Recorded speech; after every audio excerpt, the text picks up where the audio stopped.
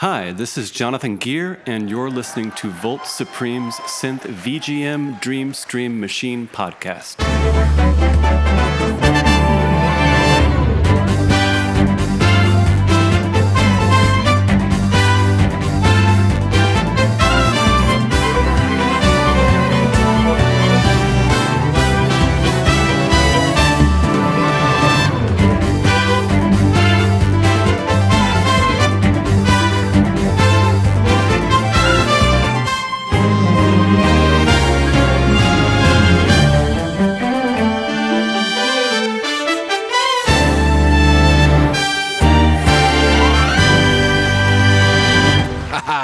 Ladies and gentlemen, fellas and Sheilas, welcome back to another tasty episode of Voltz Supreme's Synth VGM Dream Stream Machine podcast, the podcast that brings you the synthiest video game music in the whole entire universe. Let's get straight to the good stuff. Jonathan Geer has released another amazing soundtrack for the Cook Serve video game series. Yes, the game is Cook Serve Forever, and that was released last month as early access, along with the fantastic soundtrack, which is available on Bandcamp. You can see the links in the description. I'm sorry, Voltz, are you going to introduce me? Yeah, sorry, Donnie. Ladies and gentlemen, it's Donnie Smalls. Oh, heavens. Wait, but that was probably the most underwhelming introduction I've ever received. You're right, Donnie. My apologies, but I'm sorry. I just wanted to get the episode moving quickly. Right. Donnie, you may recall how excited I was back on episode 55 when we covered the soundtrack to Cook Serve Delicious 3. Voltz, you usually only listen to the episodes that I'm featured in. Well, Donnie, on that episode, I made the bold claim that soundtrack was pretty much a perfect soundtrack, and I still stand by that today. That is a very, very bold claim that you've made there. Yeah, it's an amazing soundtrack for many reasons. Obviously, go back and listen to that episode, but it's just really fun and really creative. And you can imagine that I have been waiting eagerly for this next game and soundtrack in the series to be released.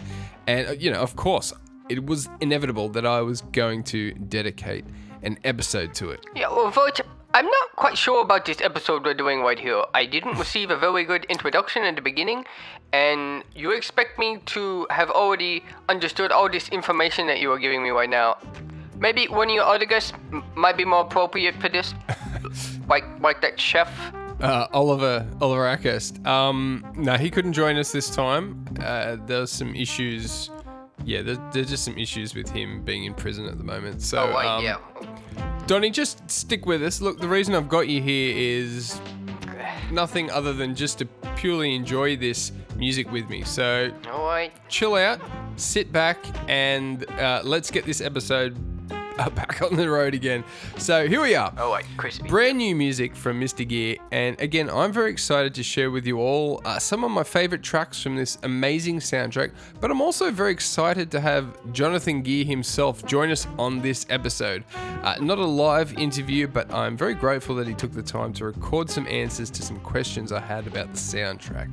We'll continue the introduction to this whole soundtrack and game soon, but how about we'll just kick things off with some music, and let's start with something nice and synth heavy. This is just a really nice instrumental track, very pleasant and kind of euphoric.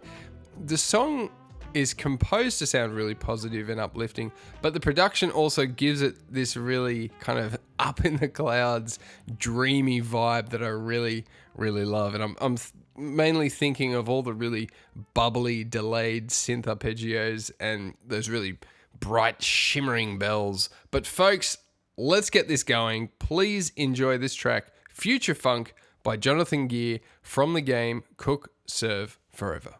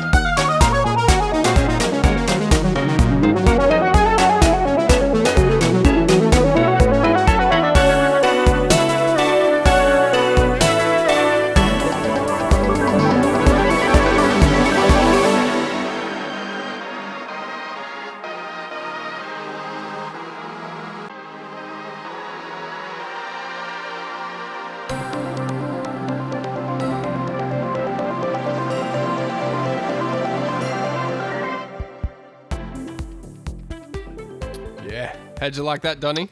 Alright. I wouldn't say that was the funkiest track I've ever heard, but okay, Voltz, I'm happy to relax and soak up some more if it's anything like that last track. Yeah, good to hear. I just love that. It's so groovy and such catchy melodies. It definitely gets me bopping in my seat, Donny. Right. It's definitely got groove. It certainly has got groove. Yeah, well, I got a lot more coming for you, Donny, so stick with me and you're going to hear some great tunes. Alright. So, yeah, with that one, a lot like, some of the Cook Serve Delicious 3 instrumental songs. It's quite a dense composition, lots of parts, and it never really sits on any one section for too long, which Definitely. I love. And Donny, I think one thing I'll mention early on, and for everyone just to listen out for as we go through the other songs, none of the songs on this soundtrack are simple, right? There's just a ton of stuff throughout that is much more complex than what most people would consider, just regular music. But I think one of the great things about a lot of Jonathan Geer's compositions is his ability to have this kind of surface level simplicity that is just so easy and natural to grasp, whether it's the melodies or something. But look, if I had to give this soundtrack a genre, I would call it pop. Because every song is just filled with really kind of upbeat, catchy hooks. It doesn't take any effort to latch onto them, but underneath all that, there's a lot of depth and a lot of unpop composing going on. So I think it's very cool and definitely something to listen out for. And yeah, see if you all agree as we go through these other songs. Obviously, these are just my humble opinions. Very humble. But okay, so, this game Cook Serve Forever, it's kind of like a Cook Serve Delicious 4, right? But it's also not at the same time. We'll go into that a bit more later, but they changed a lot of stuff with this game. And even though it's a continuation in the series, it's moved on to a very different place, gameplay-wise. And we can say a similar kind of thing about the music. There's a few similarities to Cook Serve Delicious 3, but overall, this soundtrack is very, very different. And we'll obviously explore that as we go through some more songs. But let's before we go into more detail, let's dive into another track. And then we'll bring Jonathan into the episode to inform us of all things Cook Serve Forever. All right, another instrumental track. Donny, you are going to love this one. This is just an absolute killer track. Another very groovy one that goes in many places. This soundtrack is actually filled with great live performances by guest musicians as well, Donny, and you'll hear a lot of that in this particular track.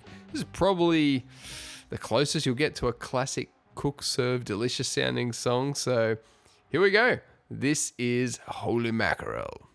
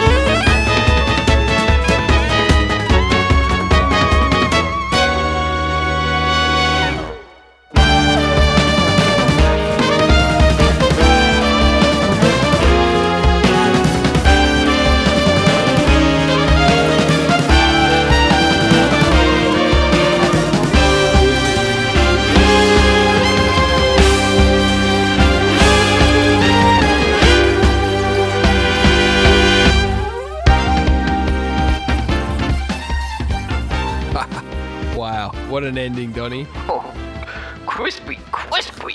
I really felt like I was just pimping down Pimper Street in my lowrider, just cruising for a bruising while that track was playing. Oh, wait, that has some serious groove. Yeah. Look, Crispy. fantastic song. And man, the whole song is amazing, but there's one part of that song that is just so cool, and I'm actually gonna cut it up and play it in the background now, so I don't have to attempt an explanation. All right, here we go. All right, this bit. Oh, yeah. First time this part rolls around, it is just so epic. That is great. I mean, if it just played this twice as is, I would still absolutely love it. But the second time he brings this around, he just completely reshapes it. Let's give it a listen. Okay. That's a great saxophone.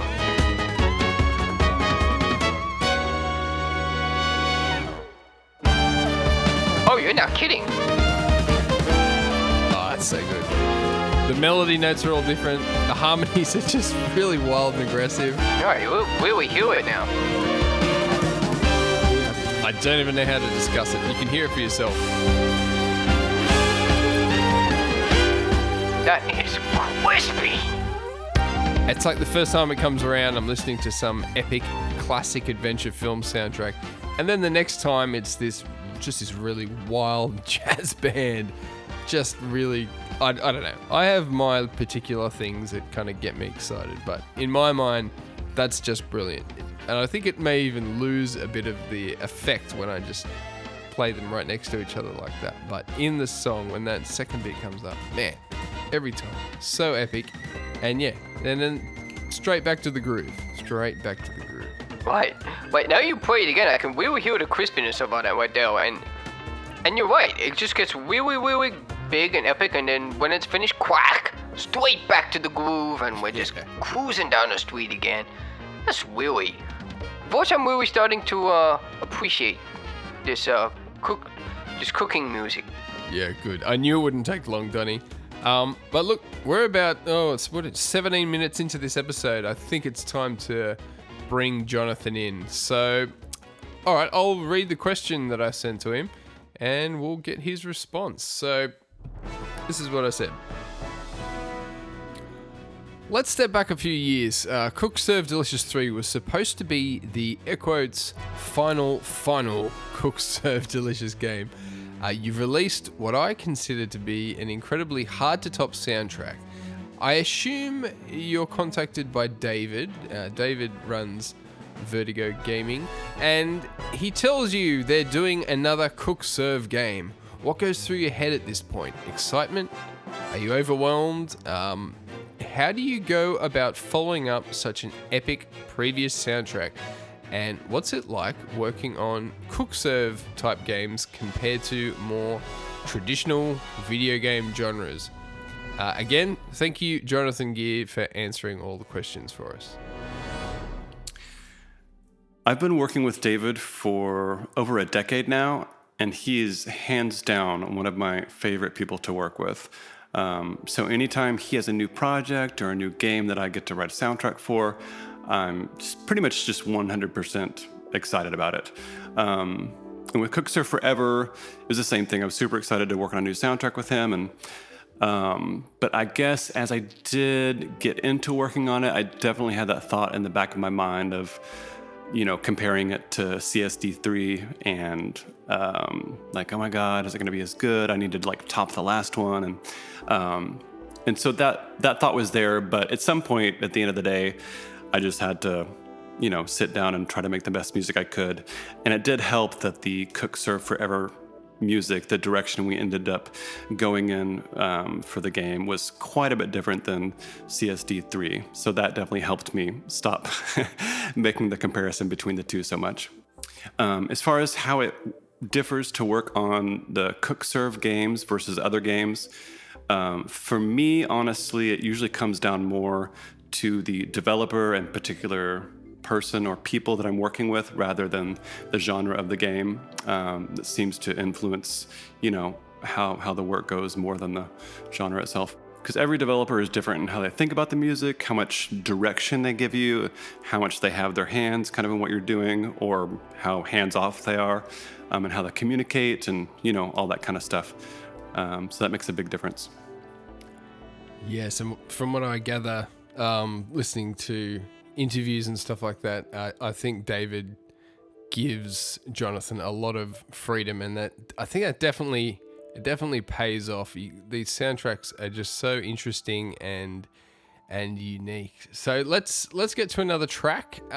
This next track is called The One. And now this was the menu music, or the music that was used for the menu when they released the Cook Serve Forever demo. And it was just interesting how many people said that they just spent so much time in the menu just listening to the music. Some people were just ripping screen recording the menu so they could put it on YouTube and just listen to this song on repeat. So I thought that was interesting, and yeah, it is an excellent song. So here we go. This next track is called The One.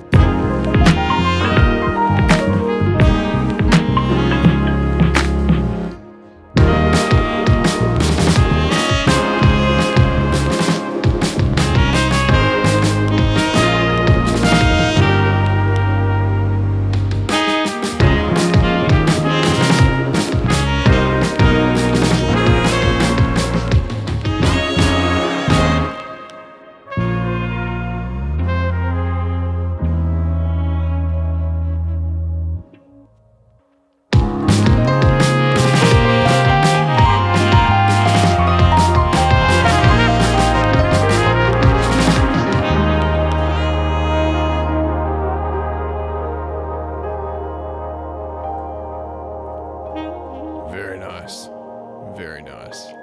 Oh, I really like that. That's a bit of a lo-fi hip-hop vibe there, and Voltz, I love it. Horns, piano, hip-hop drums. That's a classic combo that will never fail.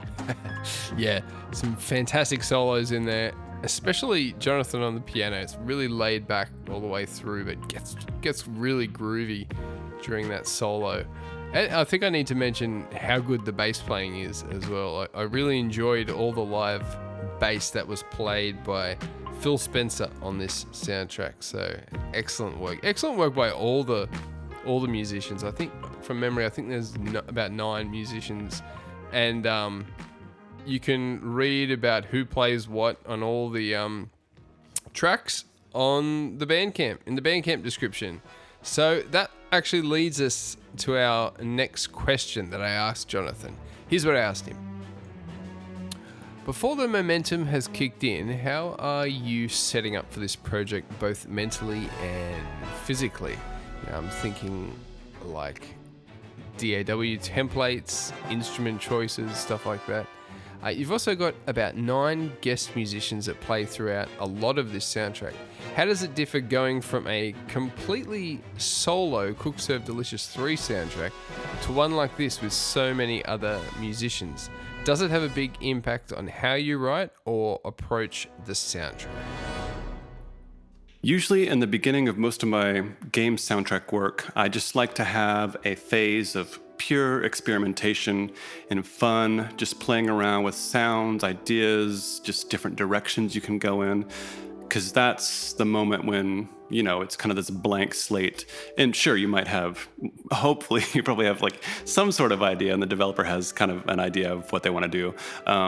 But sometimes that varies too. Sometimes I go into a project and there's a very clear idea from the developer. They have lots of reference tracks for me. And other times it's like, I don't really know what the music needs to sound like yet. And we can, play around with it. And so that's always fun, because during the course of just working on, all the music work that I do, sometimes it's hard to carve out that time just for total pure experimentation. And I've gotten into a little bit of the Moog hardware synths like I did on CSD3, and then I've kind of played a little bit around with the Eurorack modular setup, and that stuff, especially the modular, that's stuff that I really want to be able to devote more time to just kind of learning about and playing around with, because it takes a lot of time to kind of experiment and come up with ideas and learn, how to use these instruments to make the sounds that you want to make. So in the beginning, usually lots of experimentation and kind of going back and forth with the developer. And I did that with Cook Serve Forever. It did take us a little while to kind of hone in on the sound for it. Having guest musicians, honestly, as far as how I approached things, it didn't have a huge impact on that.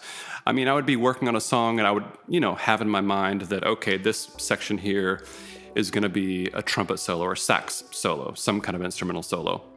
So I would obviously just, make room, leave room for that, for the soloist. But that's about it. I mean, I pretty much would just write the songs and, leave that space if I needed to. So on Cook Serve Delicious 3, I was kind of like my own guest musician on all my own tracks, because I was playing piano, I was doing vocals, these like mouth noises, and of course I was playing all the Moog synthesizer parts and, sequencing all the other instruments.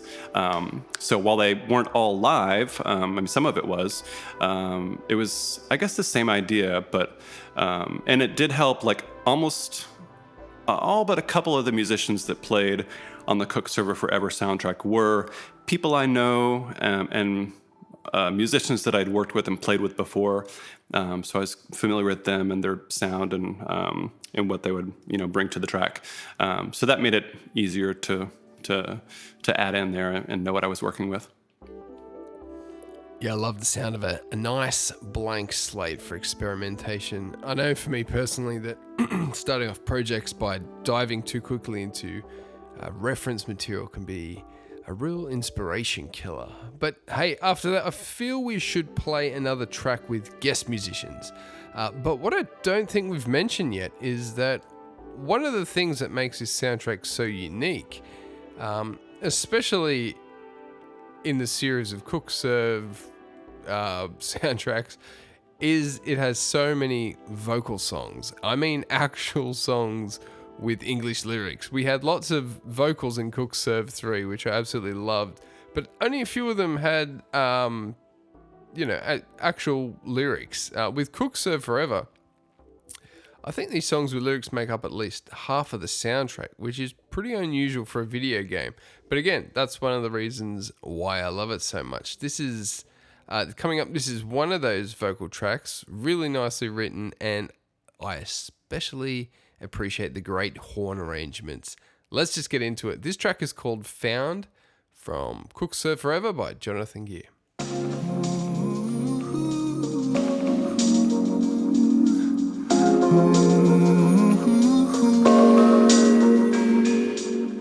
You taught me everything about this world. You held my heart in your hand and watched it unfurl. You filled my mind with wondrous things and taught me how to dream. Taught me how to read not just the lines, but everything in between. And I never knew how much you left behind. And when you finally brought me home, I didn't know what I would find. I know you gave me a better life. I know how much you sacrificed, but there's a history here that pulls me down. And I just wanna plant my feet firmly on the ground. Listen quietly and know that I am found.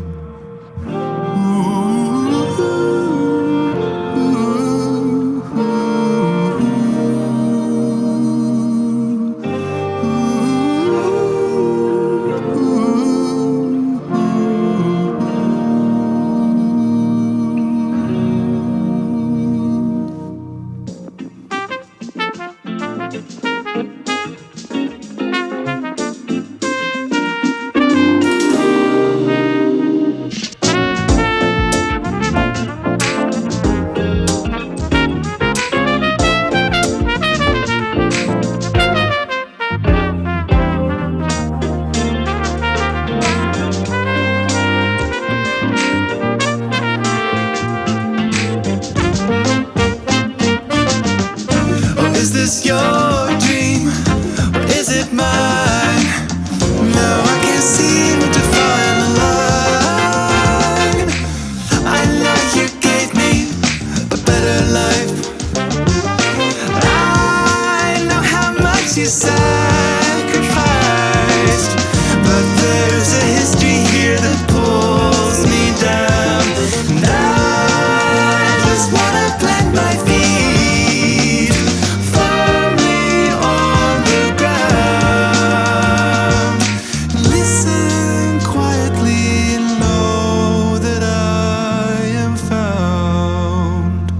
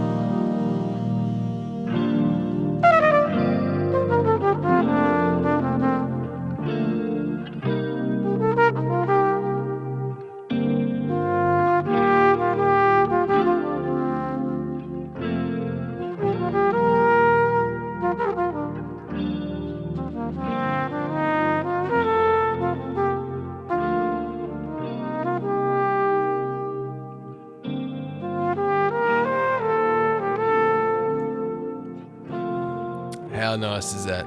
That is very great. I mean, that was a very upbeat kind of track, but this outro right now is just giving me the full relaxed sensation. Really nice. The full relax sensation. That's what I said, the full relaxed sensation. All right, I'll have to remember that one.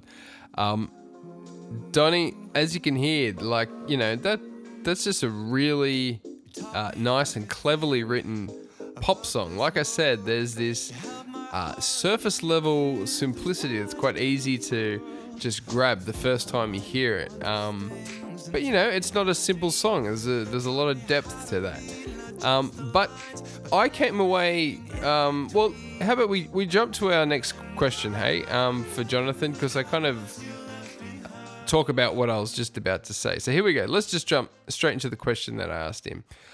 When I played the demo of Cook Serve Forever, I came away feeling like the music had a vibe a lot closer to something like listening to the radio in Grand Theft Auto than, say, a traditional background video game music.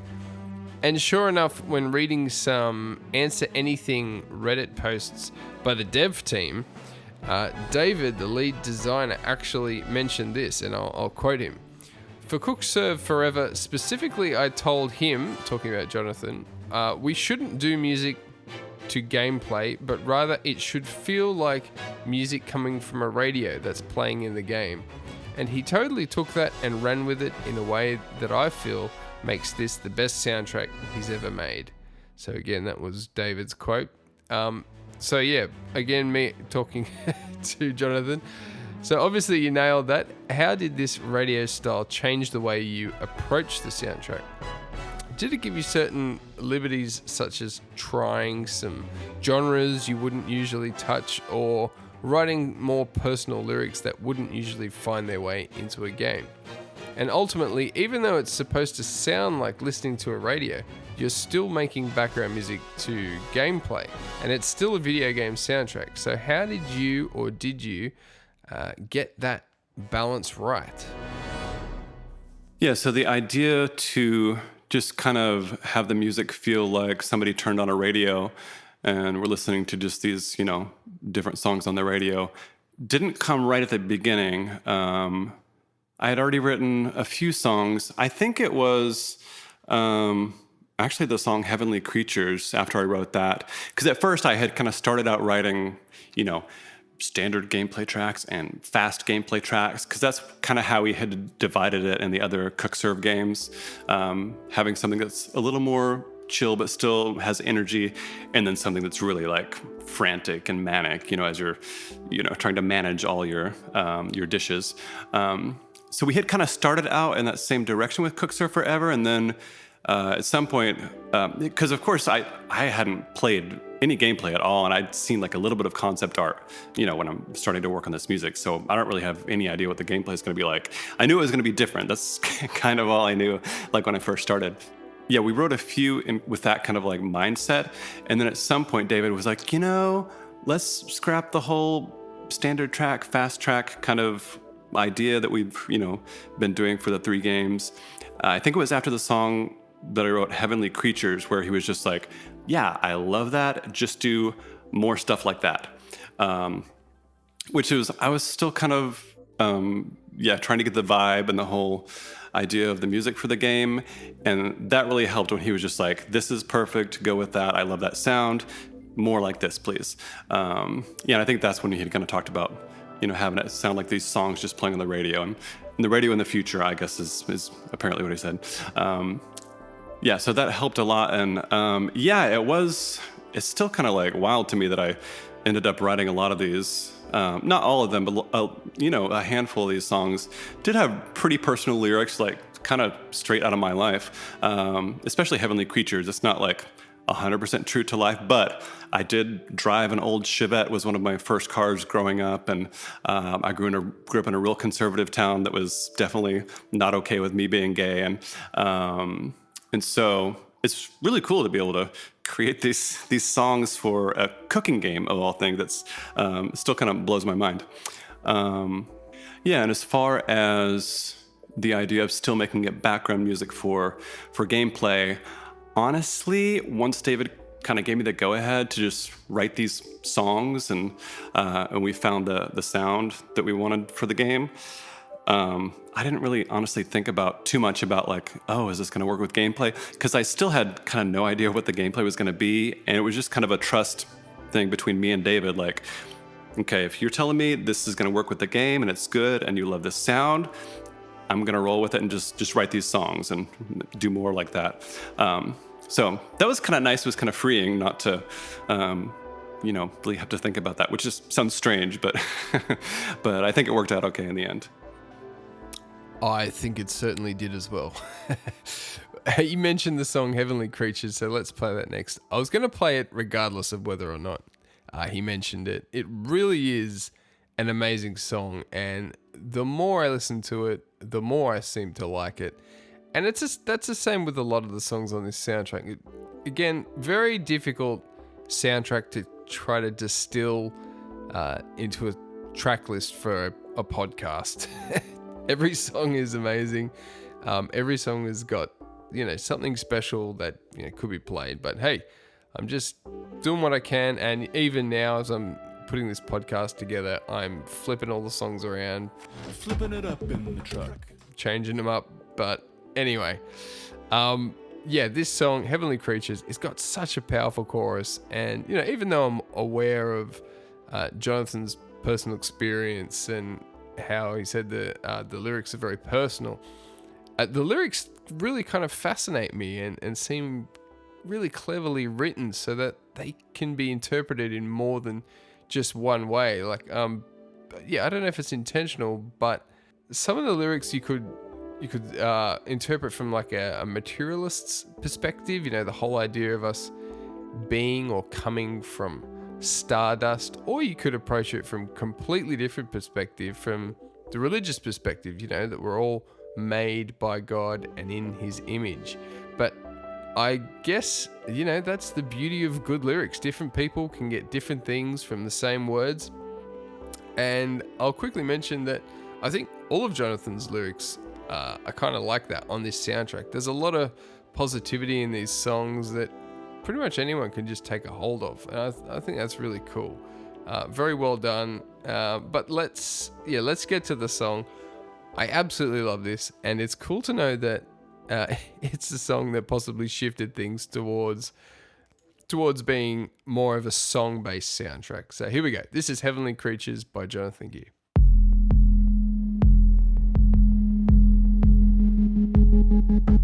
Jumping in the backseat with my friends.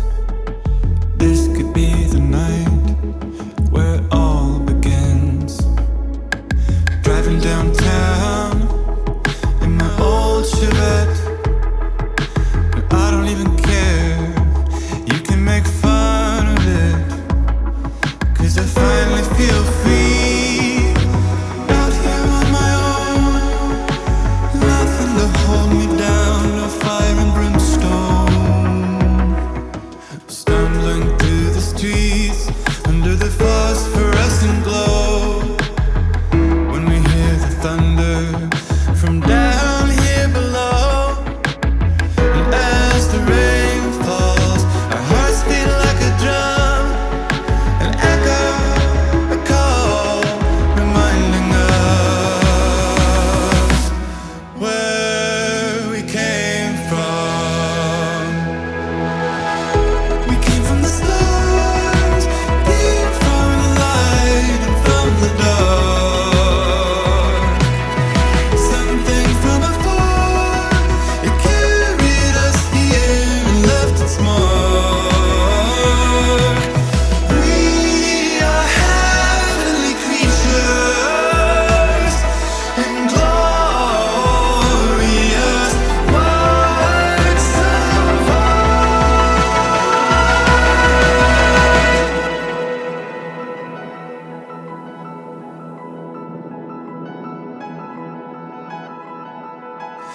Took it on the chin like a man. Those early years, that's where it all began. I couldn't stop thinking of the hell below.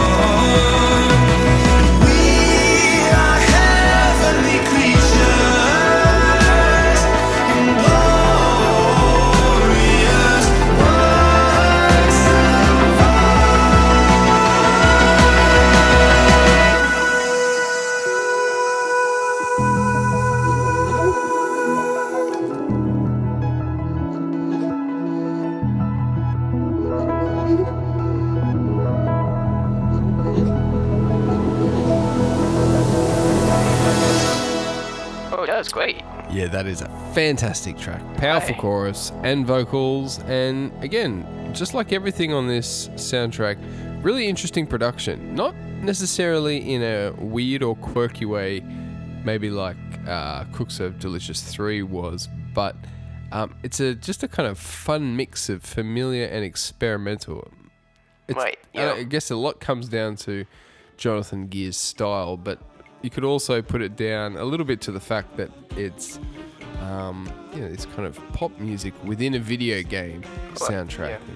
And, just having that video game soundtrack tag just gives you so much more freedom to do stuff that you wouldn't usually do if you were trying to release a pop song for the radio. I don't know, I'm rambling now, but that was great. Lots of fun, shimmering, delayed and reverse synths that kind of danced around in the background all the way through, and some really kind of heavy, low sub basses. And I guess it does give you this kind of bit of a Shimmering Stars vibe, which is cool. I don't know if that was deliberate or not. A lot of these things, composers, it just kind of comes naturally to them. They have this big idea in their head, and the stuff that makes sense just comes out without really thinking about it too much.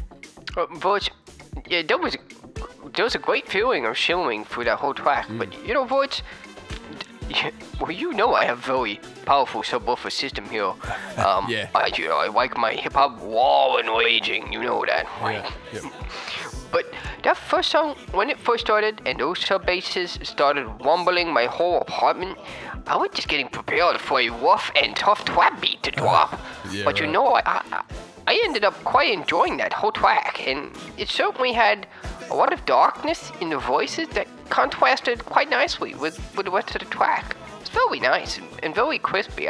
Once again, Voltz, I'm very impressed with this soundtrack. Yeah, I knew you'd like it, Donnie. I knew you would. But let's listen to some more of Jonathan Geer. I asked him if he could just share some fun facts about the soundtrack. So let's hear from him about talking about one of the most popular songs on the soundtrack. There is one song actually that almost didn't make it into the game that I've heard from a few people, a handful of people, that it was like specifically like their favorite song on the whole soundtrack, which is kind of funny. It too, because I had, kind of no idea what the gameplay was, and I was just kind of going off what David told me, like, yeah, that'll work. And it is kind of a different song. It's a little different sound than the kind of whole more chill, ambient vibe that we had in a lot of the tracks. The song is The City, is the one. And yeah, it is kind of different. It has just kind of this weird story about, and actually the story was just kind of inspired by, the just kind of vague idea I had of what David told me of the Cooks Are Forever story, or just kind of a little bit of it at the beginning where, Bree and Nori would be starting out in this smaller town and end up, going through these different locations, getting closer and closer to the city. But it's not like they were living in a forest, like kind of like it is in the song. But it was a good springboard, kind of jumping off point to create that song. And I had a lot of fun writing the lyrics, and I actually played a little guitar on that, a little electric guitar and some recorders, and what else? And just the vocals and the piano in there too. Because actually not that many songs have live piano. When I was putting together the soundtrack for Bandcamp, I was like, well, I really didn't play my actual live piano on too many of these. Of course, there's a lot of keyboard stuff and synths and even some, piano sounds, but that aren't the live piano. But yeah, it almost didn't make it in there. And there is another song coming in one of the updates too that was almost cut, and we had some people be like, no, you cannot cut that one, David.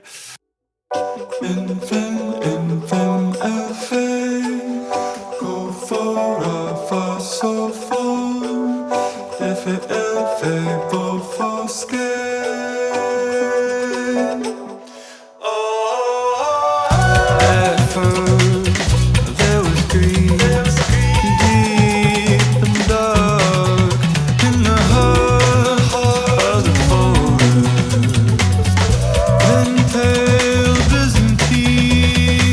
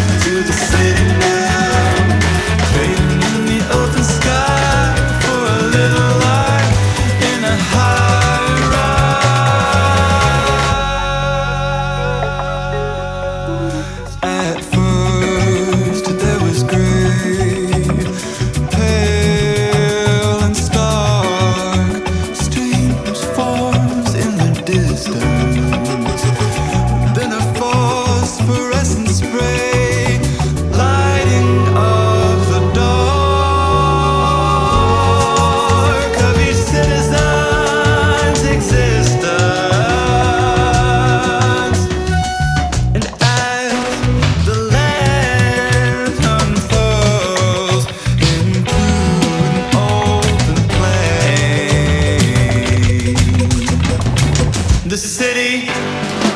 Command, send into pearls, comfort and chains. Oh, I'd be lying if I didn't tell you that I'm just a little bit afraid.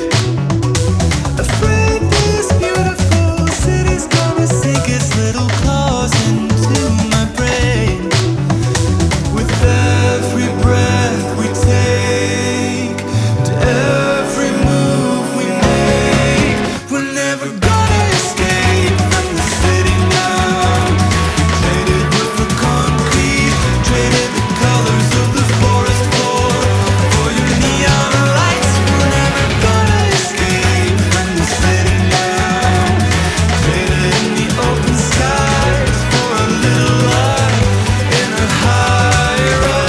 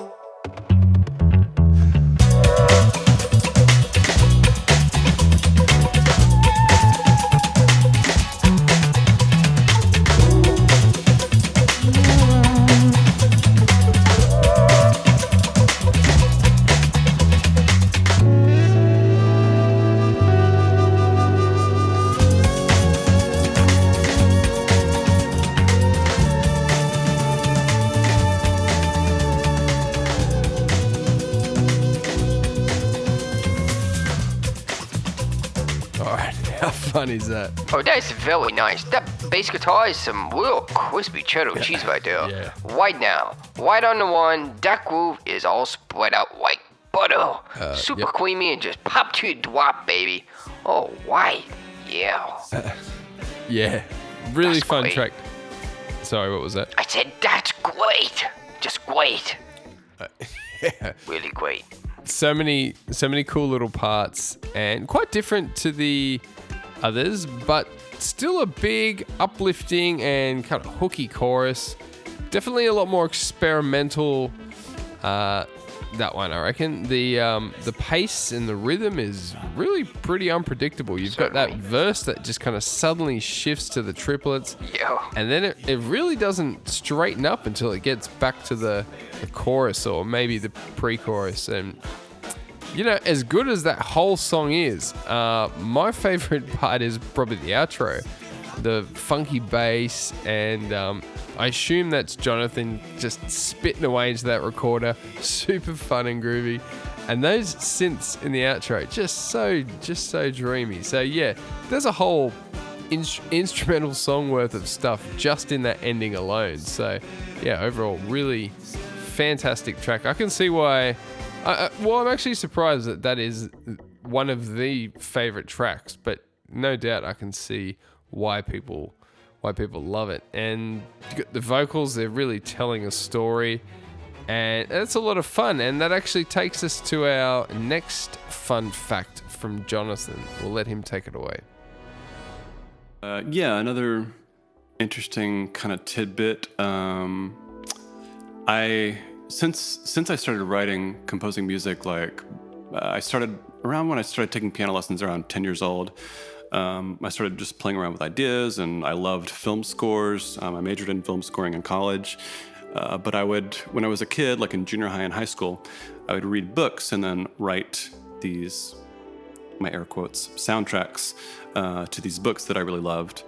I have all these old cassette tapes that have my imaginary soundtracks to all these Ray Bradbury stories, The Illustrated Man, some Dostoevsky, Crime and Punishment, I wrote a soundtrack to. Fahrenheit 451. I was a big Ray Bradbury fan back in my high school days. What else? Gosh, there's a bunch. Les Mis has a soundtrack. Yeah, I'd have to look. There's a whole bunch of book soundtracks. And actually have continued to do that, in my career, because I always get inspiration from, a lot of times from books, sometimes from, every once in a while, like from some photography or artwork or something, but I'd say more from books than anything else, and of course other musicians and artists. So in the Cook Serve Forever soundtrack, there are how many? I know a couple off the top of my head that are inspired by books. One is Opening, which there are two different versions of in the soundtrack. There's the kind of more ambient menu music remix version, and then the gameplay version. And that is based on the first book the book is called Rosewater. It's the first book in the Wormwood trilogy by Tade Thompson, is the author. Opening is kind of inspired by that. And also the song Change is inspired by that book. And then, well, let's see, maybe a couple years ago, I read this really wonderful collection of short stories by Brenda Peinado called The Rock Eaters. And the song Found from the Cook Serve Forever soundtrack is inspired by the short story, the title story from that collection, The Rock Eaters. And those are the ones I can think of off the top of my head. But yeah, I'm always inspired by just stories and books that I read. So yeah, some different influences there for the music. Yeah, that's so good. I love that. I'm sure there's lots of creative people that have stories like that. I'd love to hear more of them. For myself as a kid, I'd kind of do that thing the other way around. Before I could play any instruments, I'd listen to music and then kind of create a story about it in my head as it played. But it's not like I wrote anything down or produced anything. I just hope you got those old tapes saved to a digital format, Jonathan.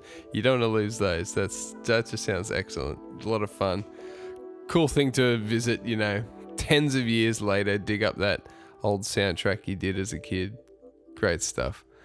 Well, let's listen to one of these book-inspired songs he mentioned. We already played Found, so let's go with Opening, which was already on my list. All right, fantastic track. Let's go.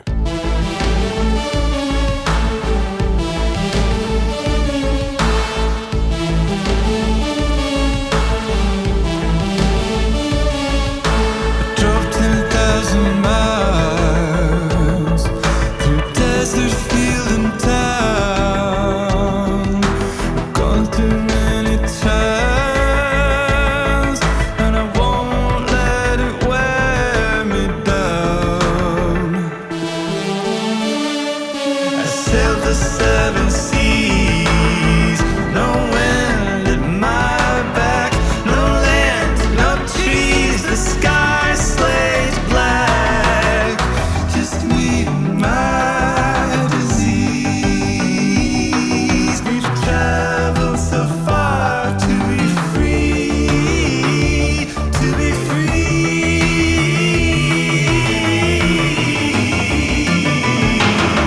When it's opening,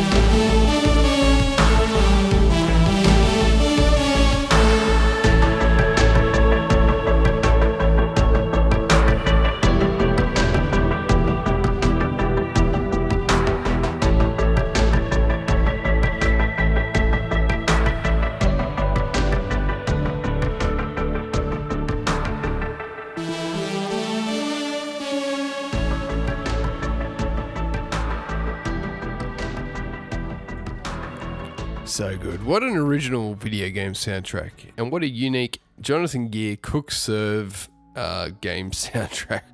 While he has released a few vocal heavy soundtracks and even an album lately, this one still stands out as very unique, I think. And how wild to think that, you know, with slightly different direction from the developers, it could have ended up completely different. So I really love it. I think it's really a really special kind of album because it's so unique. I'll forever be looking forward to new Jonathan Geer music. And I know there's more out there. You know, unreleased projects aside, I know there's a few that he's been working on for a very long time and they haven't been released yet. So I'm looking forward to them at least. But look, it wasn't my intention to not really talk about the game. I generally don't talk about the games on this podcast. But look, the developers took a real risk with this one. While the previous games were really hard and difficult, this game, Cook Serve Forever, was supposed to be more of a casual, easy-to-play game. And I got the game as soon as it came out. It was released as early access, which means the game is still in development when it's released. And you're buying it early to support the developers.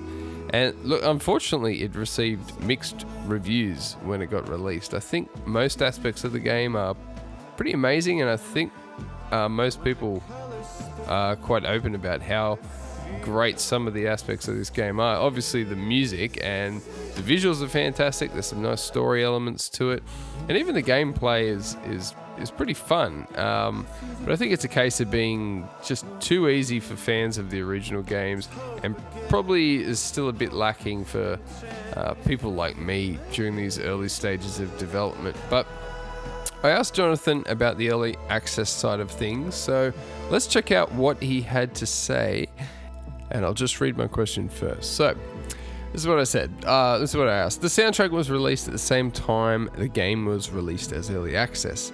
The shift in gameplay styles was a big risk and has unfortunately received mixed reviews at this point in time. Although the art and music has received extremely high praise almost universally. One of the things I love is being part of the Vertigo Gaming's Discord, getting to witness the development in progress.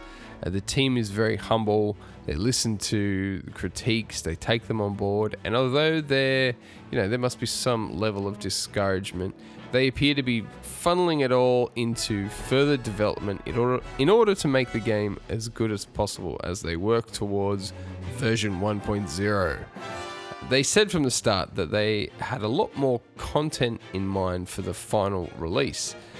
So how does this work with releasing a soundtrack at early access? Are you finished at that point, or is there a chance that they might need additional music? Yeah, so David and the team, especially David, he knew kind of going into this that it was probably going to get some mixed reactions, especially from fans who really loved the kind of hardcore challenge of the other Cook Serve games. And it's you definitely see that when you go check the review page on Steam. But yeah, they are super responsive to all the critiques and feedback, and they kind of sift through it and figure out, how to continually improve the game. So I think by the time they get to 1.0, it's going to be, something that both, fans of the original trilogy will appreciate, and also, what they were trying to do, just, have kind of folks that found those other games too hard be able to actually play through and complete the game and, see the story, because it has more focus on that story. And with the OST releasing with early access too, we wanted to just get the music out there too, the music that we had at this point, which is, a good amount of music. And there will be some additional music, which most of it I've already finished writing. There's still some things that I'll be working on, leading up to the 1.0 release. But I know for sure, I think in the September, I think at some point is going to be a bigger update that should have some new music. So there's definitely a good, I don't know, I'd say maybe 25 minutes more music, 20 minutes, I don't know. But yeah, there's more stuff coming. And yeah, right now the soundtrack is only available on Bandcamp, and it will be available on Steam in one of the future updates. Possibly waiting till 1.0. I'm not sure right now, but and then it'll be on the streaming services eventually too. Yeah, so there you go, folks. More Cook Serve Forever music on its way later in the year. That is excellent news. So if you want to support the team, go get the game. You should definitely go get the soundtrack from Jonathan Geer's Bandcamp page, jonathangeer.bandcamp.com. So look, I had a few other songs I wanted to play, but like I said earlier, I kind of just mixed things up as I went through this episode. I think we've got a good variety of songs in for a nice sample for you all, but I've still got one more song. But first, Donnie, thank you for joining us. Oh, that's fine. I guess the music was pretty great. Yeah, and a special thank you to Jonathan Geer for taking the time to share some fun info with us all, and obviously for making such unique and enjoyable music. Now, why is he get a special thank you? I'm the one sitting here this entire time having to sit through all your multiple takes when you keep screwing up all your lines, Voltz. You're very unprofessional. I'm going to be waiting to the dojo. Sorry, Donnie. Look, let's close with one last song, okay? Sorry, Donnie. Now, this is an interesting one. Do I say that for every single song? Maybe I do. I think you do. This is maybe the most pop song of the whole soundtrack. It's super 80s. It's even got a little bit of a synthwave in there, and usually I'd find this kind of song a little bit hard to take seriously, but it's actually really good. He manages to pull off this big 80s anthem sound without it actually sounding too corny. I'm really not sure how he did it, but it's a great track. And Jonathan, I hope one day to see you performing at least one of these songs live. I think that would be great, especially one like this. You could do it for sure. Folks, I hope you've enjoyed this episode. Thank you so much for tuning in. Go support Jonathan Geer and remember to stay synthetic. All right, this last track is Change, Unlearn, Relearn by Jonathan Geer from Cook Serve Forever.